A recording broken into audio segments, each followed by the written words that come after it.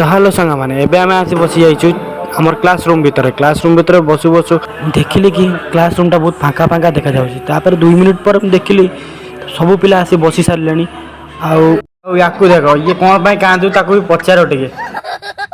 एबे मु खोलिले मो नोटबुक आ देखिबा को लागले प्रीवियस क्लास रे कोन पढा जायतिला सर कोन पढेतिले। फर्स्ट टाइम देखिली कि आज को हमर केते दिन होई गेला क्लास हेलानी।